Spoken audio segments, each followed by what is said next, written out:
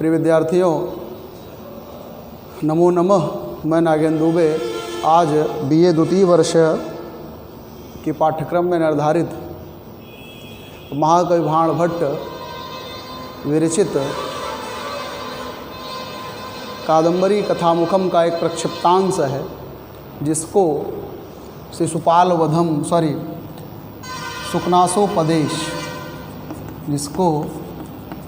सुकनासोपदेश ठीक है के नाम से संस्कृत वाङ्मय में जाना जाता है। तो प्रिय विद्यार्थियों, यह जो सुकनासोपदेश है, इसमें सुकनास का उपदेश है, परंतु यह जो है यह प्रक्षिप्तांश है। यह क्या है? प्रक्षिप्तांश है। ये प्रक्षिप्त अंश है, अर्थात लिया गया है। कहाँ से लिया गया? तो कादंबरी कथामुखम से। ठीक है, कादंबरी जो कि कथा है, ठीक है, जिसकी विधा क्या है? कथा है। किसके द्वारा लिखा गया? तो बाणभट्ट के द्वारा। किसके द्वारा? बाणभट्ट के द्वारा। तो देखिए, हम आप पहले मूल ग्रंथ जो है वह कादंबरी है, और उसी का प्रक्षिप्तांश क्या लिया गया? सुकनासोपदेश। और यही जो है बीए द्वितीय वर्ष में सेकेंड ईयर के पाठ्यक्रम में जो हमको गद्य पढ़ना है, उसके अंतर्गत इसे पढ़ना है। ठीक है, तो मैं यह चाहता हूँ कि पहले आप सुकनासोपदेश को ना पढ़ करके पहले आप बाणभट्ट के विषय में जान लें। ठीक है, क्योंकि रचना को जानने से पहले हमें रचनाकार है ना, लेख को समझने से पहले लेखक के विषय में जान लेना ज़्यादा आवश्यक होता है। अच्छा, इसी संदर्भ में आपसे एक प्रश्न भी पूछेगा कि महाकवि बाणभट्ट के जीवन पर है ना प्रकाश डालिए, या महाकवि बाणभट्ट के जीवन वृत्त का सामान्य परिचय दीजिए। इस तरह से एक जो है प्रश्न आपसे जो है पूछ लिया जाता है, तो प्रायः परीक्षाओं में, तो उसको ध्यान में रख करके मैं आपको पहले बाणभट्ट के जीवन वृत्त पर प्रकाश डालता हूँ। ठीक है, तो जहाँ तक मेरी मति पहुँचती है वहाँ तक इनके जीवन वृत्त पर जो है उल्लेख करता हूँ, जो बातें मुझे प्राप्त हैं किताबों के द्वारा, पुस्तकों के माध्यम से, है ना, ऐतिहासिक पुस्तकों और इन्हीं के द्वारा भी। तो मुख्य रूप से क्या है कि हमें बाणभट्ट के जीवन विषय में जानना है। तो प्रिय विद्यार्थियों, आप जानते हैं कि संस्कृत जगत की एक महती परंपरा रही है ना, एक अर्थात विशिष्ट परंपरा रही है कि संस्कृत साहित्य का कोई भी कवि या लेखक स्वनाम धन्य, अर्थात अपने नाम से है ना धन्य, अपने नाम और अपनी रचनाओं से ही धन्य है। विशेष रूप से उन्होंने अपने माता पिता, कुल, गोत्र, जन्म स्थान, दिनांक, इस विषय में कोई विशेष परिचर्चा नहीं की है। चाहे आप वाल्मीकि को देखें, चाहे जो है भास को देखें, चाहे कालिदास जी को देखें, ठीक है, तो ये शूद्रक को देखें, तो इसी तरह से बहुत से आपको कवि मिलेंगे, लेखक मिलेंगे, जिन्होंने अपने निज वृत्तांत पर कहीं कोई प्रकाश नहीं डाला है। परंतु यह बड़े ही हर्ष का विषय है कि महाकवि बाणभट्ट ने, ठीक है, किसने? महाकवि बाणभट्ट जी, ठीक है, इन्होंने क्या किया है? अपने जीवन वृत्त पर प्रकाश डाला है। अब आप कहेंगे सर, इनके जीवन वृत्त पर जो प्रकाश डाला गया, तो देखिए, किसी कवि या लेखक के जीवन वृत्त पर जो हम जानना चाहते हैं, उसके दो साधन होते हैं। ठीक है, पहला साधन जो होता है वह अंतः साक्ष्य होता है। वह क्या होता है? अंतः साक्ष्य, अंतः प्रमाण होता है। और दूसरा जो होता है वह बाह्य प्रमाण या बहिर्साक्ष्य, एक प्रकार से हम कह सकते हैं। क्या? बाह्य प्रमाण या बहिर्साक्ष्य। तो देखिए, इनमें क्या है कि जैसे इनकी रचना मान लीजिए क्या है, इनकी रचना कादंबरी है और इनकी है ना ये कथामुखम है, और इसी तरह से एक आख्यायिका इन्होंने लिखा है जो आदर्श आख्यायिका है वीर और करुण रस में, उसका नाम है हर्षचरित। तो यदि बाणभट्ट के जीवन के विषय की जो सामग्री है वह हमें इनकी रचनाओं से प्राप्त होगा, तो हम यह कहेंगे कि बाणभट्ट के जीवन के विषय में अंतः साक्ष्य उपलब्ध हैं। ठीक है, यदि किसी कवि या लेखक के जीवन की सामग्री उसकी रचनाओं में ही उन्होंने स्वयं उल्लिखित किया है, तो हम यह कह सकते हैं कि इनके विषय में अंतः प्रमाणों का अभाव नहीं है, अर्थात अंतः प्रमाण उपलब्ध हैं। ठीक है, अब यदि अंतः प्रमाण नहीं उपलब्ध हो रहे हैं, तब हम बाह्य प्रमाणों का सहारा लेते हैं।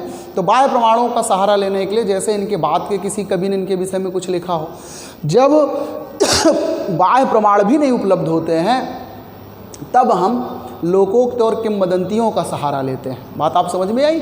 जैसे कालिदास जी के विषय में है ना, जनश्रुतियों और कहावतों पर ही उनके जीवन चरित्र को लिखा पढ़ा जाता है। तो इसी तरह से यह जो है बाणभट्ट जी जो हैं, उनके विषय में यह प्रसन्नता का विषय है कि इनके जीवन के विषय में अंतः साक्ष्य उपलब्ध हैं। अंतः साक्ष्य उपलब्ध है अर्थात इन्होंने अपने जीवन के विषय में स्वयं प्रकाश डाला है, तो निश्चित रूप से यह हर्ष का विषय है। ठीक है।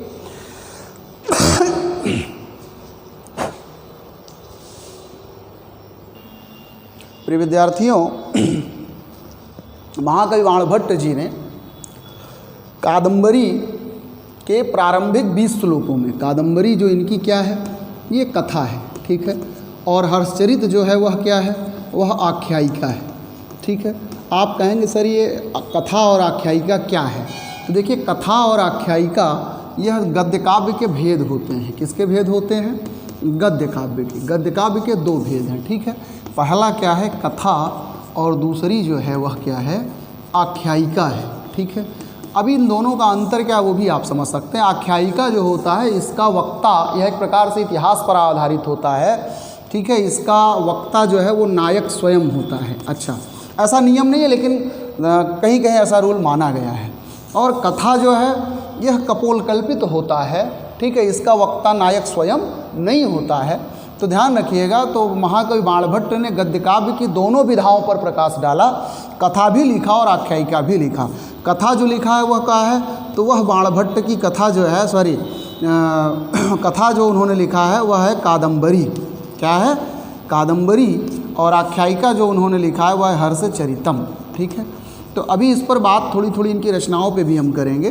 तो ध्यान दीजिएगा, यह जो कादंबरी इन्होंने लिखा है, इसमें इन्होंने प्रारंभ में 20 श्लोक लिखे हैं। क्या लिखे? 20 श्लोक है। इन्हीं 20 श्लोकों में उन्होंने अपने जीवन के विषय में, अपने वंश के विषय में, और खल जो है निंदा, सज्जन स्तुति, कथा प्रशंसा इत्यादि कार्यों को उन्होंने किया है। तो कादंबरी के प्रारंभिक 20 श्लोकों में और हर्षचरित में कुल 8 उच्छ्वास है, जिसमें से प्रारंभिक 2.5 उच्छ्वास, ठीक, माने हर्षचरितम में कुल 8 उच्छ्वास हैं। और इन 8 उच्छ्वासों में प्रारंभिक 2.5 उच्छ्वास में महाकवि बाणभट्ट जी ने अपने जीवन के विषय में परिचय दिया। और कहाँ? और कादंबरी कथा के प्रारंभिक 19 श्लोक या 20 श्लोकों में इन्होंने अपने जीवन के विषय में प्रकाश डाला हुआ है। तो अब इनके जीवन के विषय में हमें क्या है, कहीं भटकना नहीं है, किसी किंवदंतियों पर हमको नहीं टहलना है। ठीक है। लोक कहावतों पर नहीं जाना है। अब यहाँ पर ध्यान देने की बात यह आती है कि इन्होंने अपने जीवन के विषय में क्या परिचय दिया। तो देखिए, इन्होंने क्या किया है, थोड़ा सा मुख्य धारा से, है ना, कवियों की भांति मुख्य धारा में ना आकर के इन्होंने पौराणिक विचारधाराओं पर बात किया। पौराणिक विचारधाराओं का मतलब यह था कि इन्होंने हर्षचरित में, ठीक है, किसमें, हर्षचरितम में अपने जीवन के विषय में यह उल्लेख किया कि एक बार जो है दुर्वासा ऋषि के अभिशाप से सरस्वती जी को, ठीक है, एक प्रकार से पुराण की शैली में इन्होंने अपने वंश को, ठीक है, बड़ा ही दैवत्व स्वरूप देने का प्रयास किया है। तो इन्होंने क्या किया कि बताया कि दुर्वासा ऋषि के अभिशाप से सरस्वती जी को धरती पर आना पड़ा। ठीक है। और जब धरती पर आना पड़ा तो धरती पर आकर के सरस्वती जी ने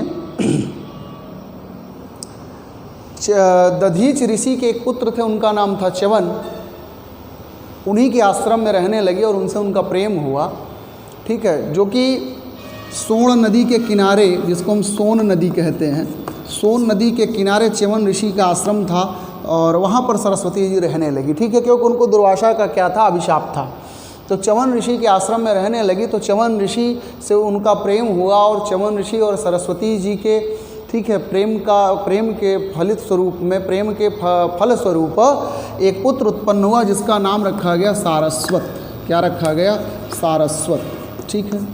तो सारस्वत जो है यह सरस्वती का पुत्र था।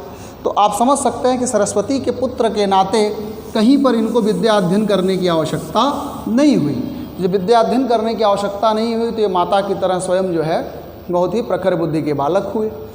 अब सरस्वती जी का जो अभिशाप था वह समाप्त हो गया। ठीक है। तो वह जो है ब्रह्मलोक को चली गई और च्यवन ऋषि जो थे, ठीक है, वह भी क्या थे, पिता की भांति अर्थात दधीच की भांति ये भी तपस्या में चले गए। तो अब आप कहेंगे सर यह जो सारस्वत बालक था उसका क्या हुआ? तो यहाँ पर समझने की बात यह है कि सारस्वत जो थे च्यवन ऋषि के एक भाई थे, उसी समय उनकी जो है पत्नी को भी एक पुत्र हुआ था, ठीक है, जिसका नाम था वत्स। तो इस तरह से वत्स और सारस्वत दोनों चचेरे भाई हो गए। वो वत्स और सारस्वत क्या हुए, दोनों चचेरे भाई हो गए, ठीक है। तो अब यहाँ पर क्या हुआ कि सरस्वती जी भी तपस्या के लिए चली गई और कौन, ऋषि भी चले गए। ये मैं हर्षचरितम के आधार पर आपको बता रहा हूँ। तो सारस्वत जो था, इसे कहीं पढ़ने का आवश्यकता नहीं पड़ी, ये स्वयं है ना सरस्वती का वरद पुत्र है ना होने के कारण एक प्रकार से क्या हुआ, नितांत ज्ञानी था।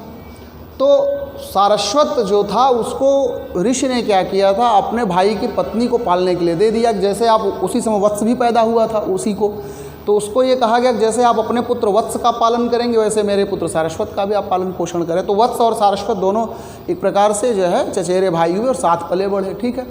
तो सारस्वत जो था यह भी अपने पिता और माता की तरह जो है माया में न बंध करके संन्यास की ओर प्रवृत्त हुआ। लेकिन उससे पहले उसने एक काम किया। क्या काम किया?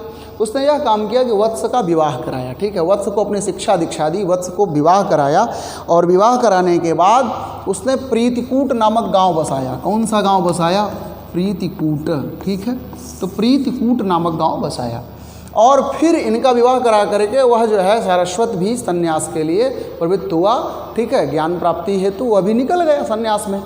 अब वत्स जो था, तो आप समझने की कोशिश करिए, इसी वत्स में ही महाकवि बाणभट्ट पैदा हुए, ठीक है। कैसे पैदा हुए मैं पूरी वंशावली आपको दिखा रहा हूँ। तो अब यहाँ पर ध्यान रखिए, अगर आपसे कोई पूछेगा कि बाणभट्ट का जन्म कहाँ हुआ, तो प्रीतिकूट नामक गांव में, ठीक है। यह गांव कहाँ है? तो सोन नदी के किनारे है, ठीक है।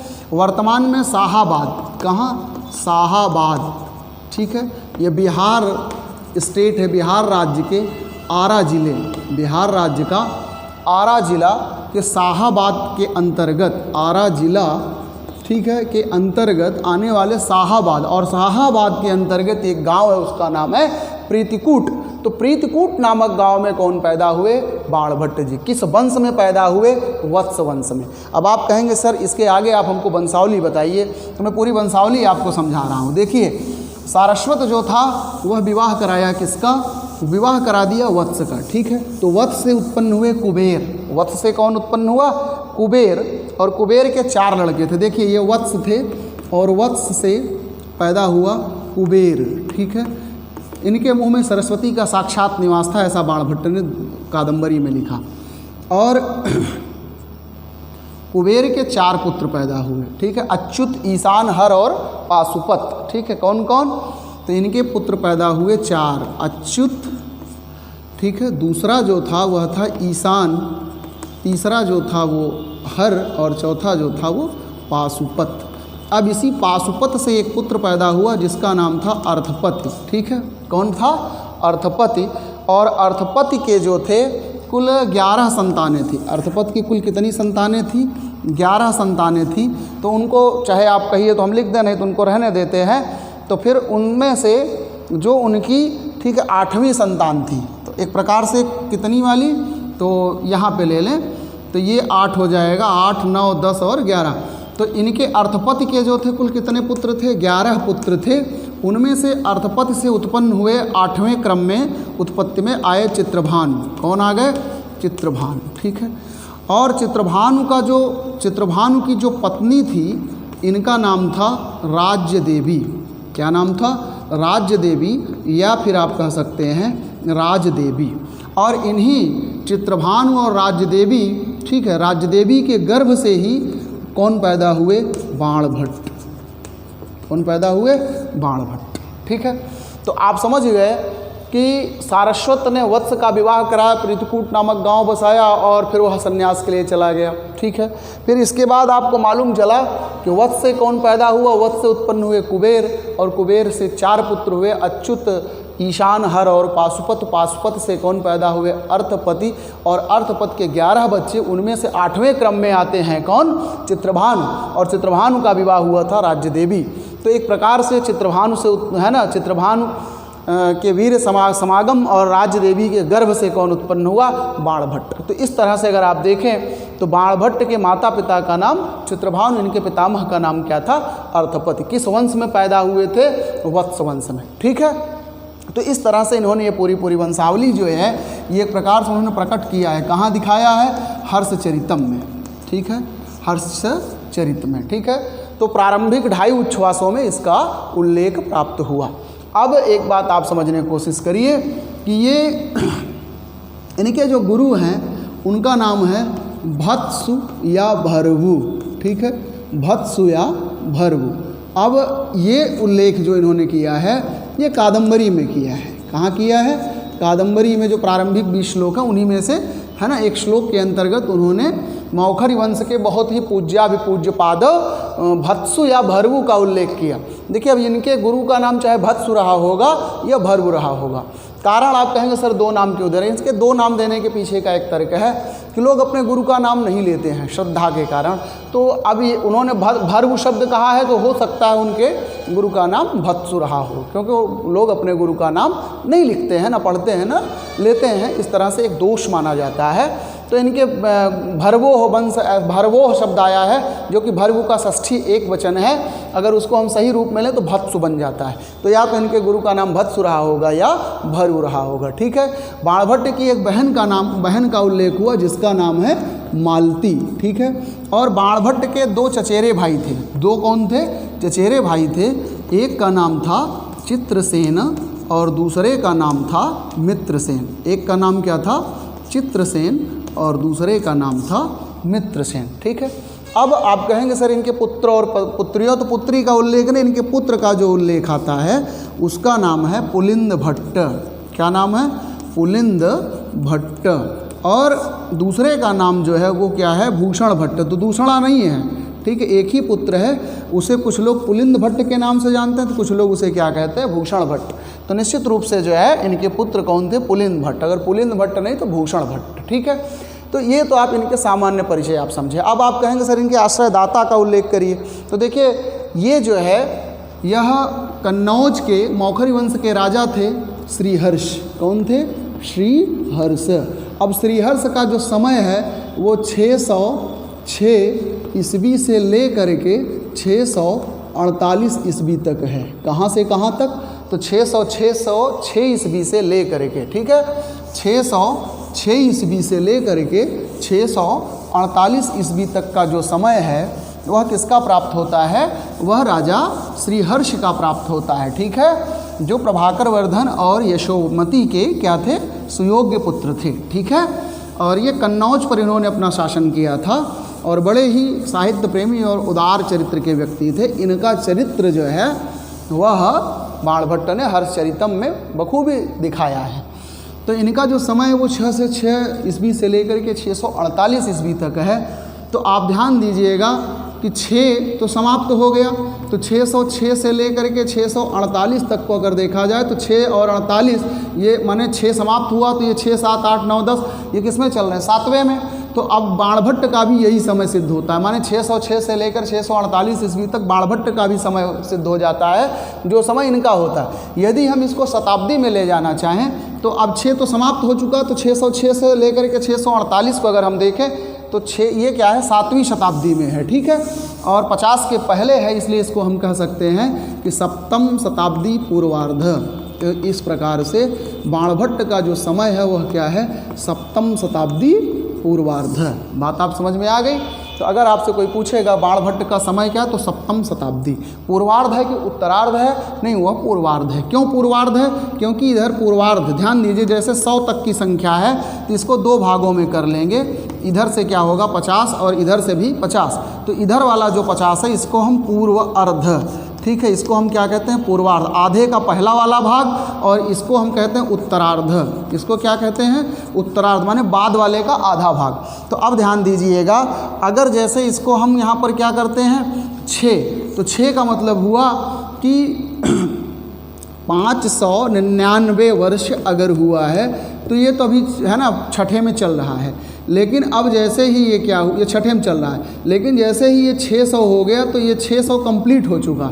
अगर इसी में अब हम 600 में एक और जोड़ दें तो ये हो गया 601। तो ध्यान दीजिए ये जो 1 है ये 6 का हिस्सा ना होकर किसका है, 7 का है। बात समझ में आया? क्योंकि इसी में अगर हम और 99 जोड़ देंगे तो ये पूरा 700 हो जाएगा। अब समझ रहे हैं भाई, 99 वर्ष में 700 में 1 वर्ष माइनस करेंगे तो 99 बचेगा, और ये किसका हिस्सा है, ये 7 का हिस्सा है। तो अब इसी तरह से अगर हम इधर 50 ले लें, 650 तक को हम ये कह सकते हैं क्या कि सप्तम शताब्दी पूर्वार्ध, और 51 के बाद वाला हिस्सा जो है उसको हम क्या कहेंगे, सप्तम शताब्दी उत्तरार्ध। तो इनका जो समय है वो 600 से लेकर के 648 माने 6 से लेकर के 648 के बीच में आ रहा है, इसलिए पूर्वार्ध 50 के पहले का हिस्सा, इसलिए पूर्वार्ध है और सप्तम शताब्दी है। ठीक है, क्योंकि ये जो आप देख रहे हैं 7वां चल रहा है ना कि 6ठा चल रहा है, 6 तो कंप्लीट हो चुका है, पूरा हो चुका है। इस तरह से बाणभट्ट का जो समय है वह सप्तम शताब्दी पूर्वार्ध है। ठीक है, अब इनके विषय में आपको थोड़ा सा हम बताते हैं। बाणभट्ट जी के विषय में कहा जाता है कि बाणभट्ट जी बड़े काले थे, माने उनका जो रूप रंग था वह सांवला था। ठीक है, और सांवले होने के कारण इनको अपमानित भी होना पड़ा।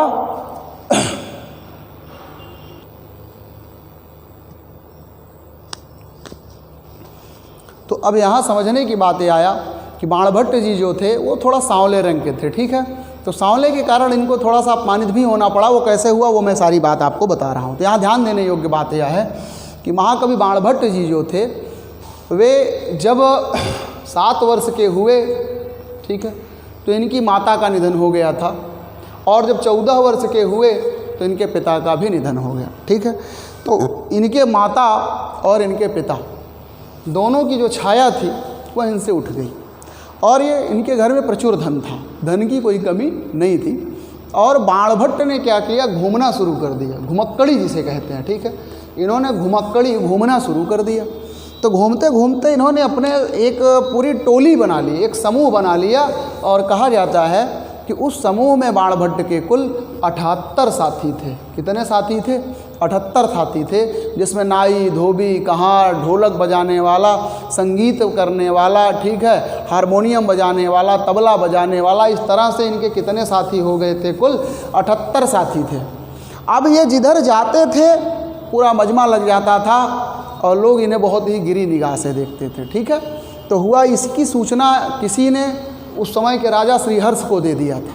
ठीक है, अब परंतु जब ये देशाटन खूब करके आए, जब अपना घूम टहल लिए, घूम टहल करके जब चले आए, तो फिर ये कविता थोड़ा सा कर लिखना शुरू किए।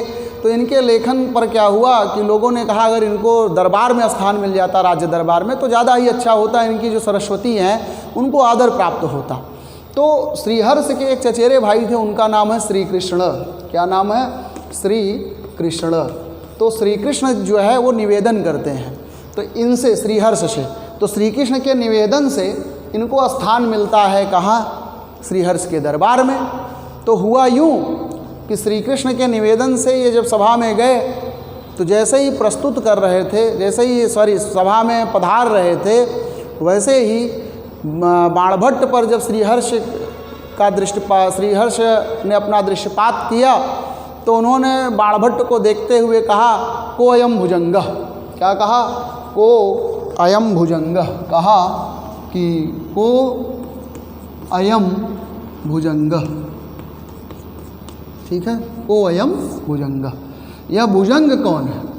बात आप समझ में आई? उन्होंने कहा को अयम भुजंगः।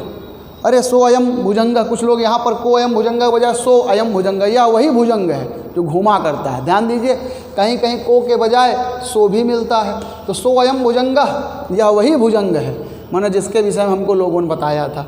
तो अब बाणभट्ट जी जो है उन्होंने क्या किया कि इसी भुजंग शब्द की 10 व्याख्या दी। कितनी दी भाई? तो उन्होंने भुजंग शब्द पर कुल 10 व्याख्या दी।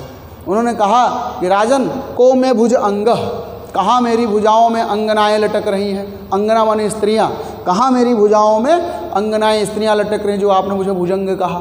फिर उन्होंने कहा को मैं भुजंग, कहाँ मैंने भुजाओं के बल से जो है मैं चला, कहाँ मैं है ना रेंग करके चला आया। इस तरह से उन्होंने कुल 10 व्याख्याएँ दी। जब 10 व्याख्याएँ दी तो हर्ष जो है इनकी प्रतिभा से, इनकी बुद्धि से बड़ा ही प्रभावित हुआ और इनको अपने राजदरबार में, ठीक है, स्थान दिया।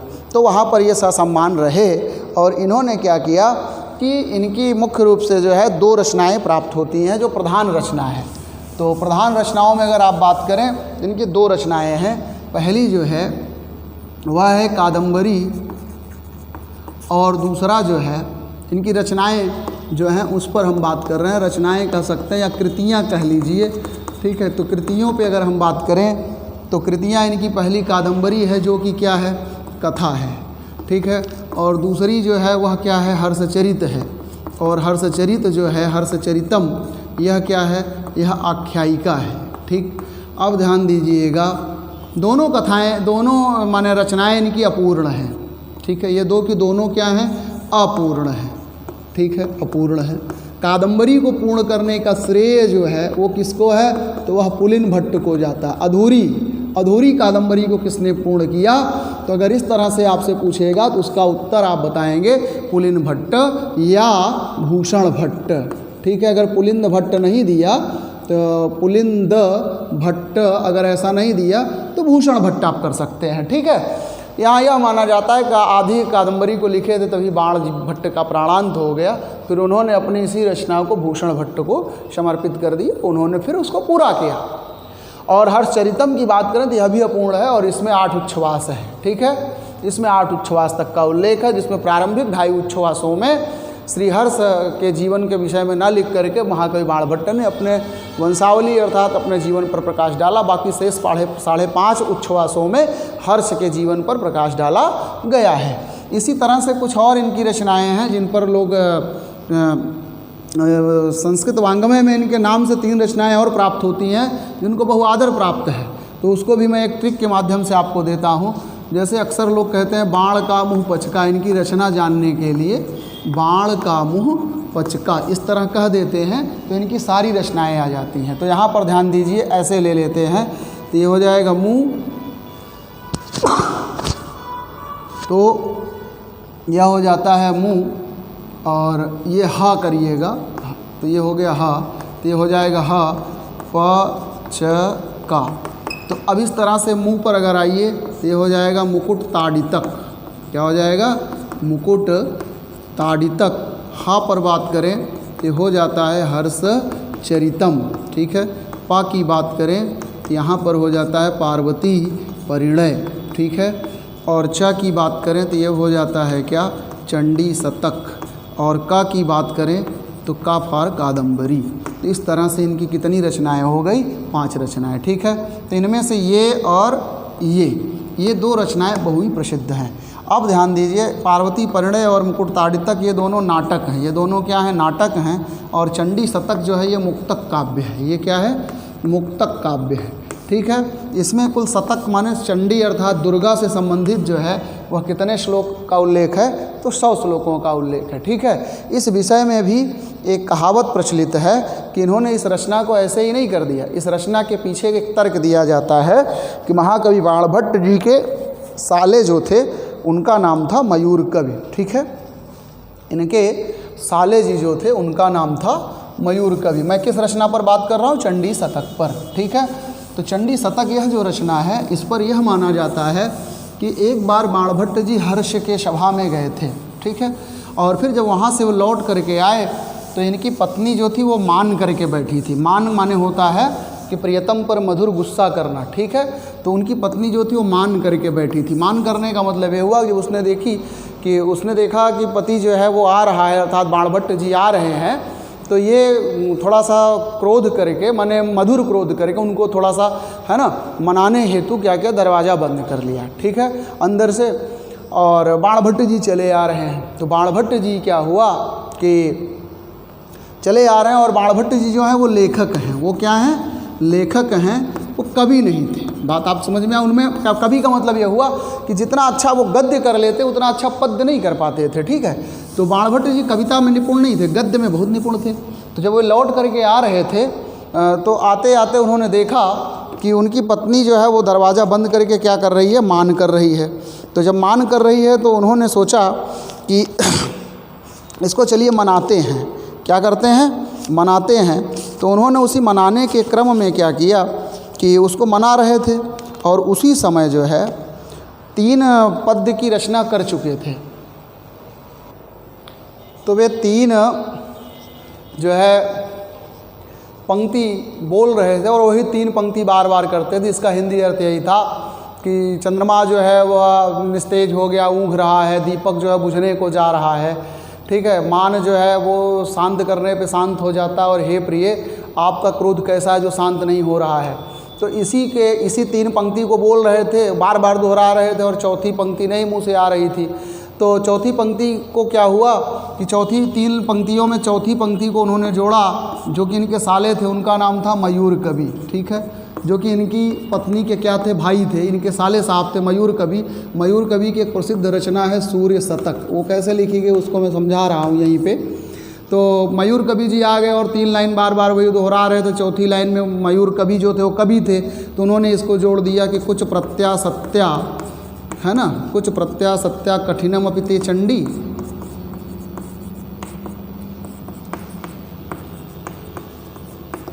उन्होंने ये जोड़ दिया कि कुछ प्रत्यासत्या कठिनम अपि ते चंडी, इसको ऐसे कर दें तो ये हो जाएगा कठिनम अपि ते चंडी, माने हे चंडी, चंडी का अर्थ है क्रोध करने वाली। हमको लगता है कि कुछ प्रत्यासत्या हृदयम, हृदयम शब्द भी है, कुछ प्रत्यासत्या हृदयम कठिनम अपि ते चंडी, कि तुम्हारा हृदय इतना कठोर नहीं था, लेकिन लगता है कि कठोर, कुछ का अर्थ होता है स्तन, ठीक है, और उसके समीप में होता है हृदय। तो उन्होंने कहा कि कुछ प्रत्यासत्या हृदयम कठिनम अपि ते चंडी, हे चंडी, हे क्रोधिनी, हे भामिनी, लगता है कि तुम्हारा हृदय जो है वह कठोर स्तनों के समीप में रहने के कारण वह भी क्या हुआ, कठोर हो गया, ठीक है, उसने भी कठोरता के गुण सीख लिए। संसर्गजा दोष गुणा भवन्ति से लगता है कि स्तनों की कठोरता के साथ रहते रहते तुम्हारा हृदय भी जो है वह क्या हुआ, स्तनों की भांति कठोर हो गया है। तो यह चौथी बात जो है मयूर कवि ने जोड़ दिया, यही लाइन जोड़ा था। और इस लाइन को जोड़ने के बाद जब इस लाइन को सुना कौन, उनकी पत्नी ने, तो आवाज़ भी डिफरेंट रही होगी, बदली रही होगी, तो उन्होंने कहा कुष्ठी भव, कोढ़ हो जाए, जिसने इसको बोला उसे कोढ़ हो जाए। तो उन्होंने क्या किया, अपने भाई मयूर कवि को ही शाप दे डाला और उनको कोढ़ हो गया, कुष्ठ रोग हो गया। अब मयूर कवि ने क्या किया कि समयानुसार उनको कुछ दिनों बाद कोढ़ हो गया, तो उन्होंने फिर सूर्य की आराधना में 100 श्लोक लिखे, जिसको सूर्य शतक कहते हैं, और उसी सूर्य शतक को लिख करके कुष्ठ रोग से मुक्ति पा गए। और यह बात जब महाकवि बाणभट्ट की पत्नी को मालूम चला, तो रोज़ सुबह शाम जो है बाणभट्ट जी को है ना परेशान करती कि आपकी कविता में कोई चमत्कार नहीं, आपके गद्य में, अरे हमारे भाई को देखो वो कोढ़ था, उसने है ना रचना करके कुष्ठ से मुक्ति पा गया, वह बहुत ही सुविख्यात कवि, आपकी कविताओं में कोई चमत्कार नहीं, उसमें दैवी कृपा नहीं है। तो बाणभट्ट जी ने संकल्प किया कि रहो मैं अपना चमत्कार आपको दिखाता हूँ। तो कहा जाता है कि बाणभट्ट जी ने अपने हाथ पैर इत्यादि माने अपने अंगों और उपांगों को काट करके दुर्गा जी को समर्पित कर दिया, और फिर एक एक श्लोक को जो है मुँह से बोलते गए। इस तरह से उन्होंने क्या किया कि चंडी के विषय में, ठीक है, शतक, चंडी का अर्थ हुआ दुर्गा जी, तो उन्होंने चंडी शतक लिखा, ठीक है, ये प्रतिस्पर्धा में इसी के मयूर सूर्य शतक की प्रतिस्पर्धा में। तो चंडी शतक मैंने अपने हाथ पैर को काट के दुर्गा जी को चढ़ा दिया, और फिर एक एक श्लोक को है ना बनाते गए, और जिस दिन 100 शतक पूरा हुआ, माने 100 श्लोक पूरे हो गए, उसी दिन क्या हुआ कि उनके हाथ पैर इत्यादि जुड़ गए। तो इस तरह से ये भी एक कहावत इनके विषय में प्राप्त होती है। तो यह जो है चंडी शतक कृति के विषय में ऐसा जो है लोगों के द्वारा यह किंवदंतियों के रूप में प्रचलित है। अब सत्यता क्या है, अनुसंधान का विषय है। तो प्रिय विद्यार्थियों, मैंने संक्षेप में आपको बाणभट्ट के जीवन से संबंधित समस्त बातें बताई, और इनके जो सुकनाशोपदेश जो ग्रंथ है उसको मैं आपको अगले वीडियो में पढ़ाऊँगा। इन्हीं शब्दों के साथ मैं अपनी वाणी को विराम देता हूँ। धन्यवाद।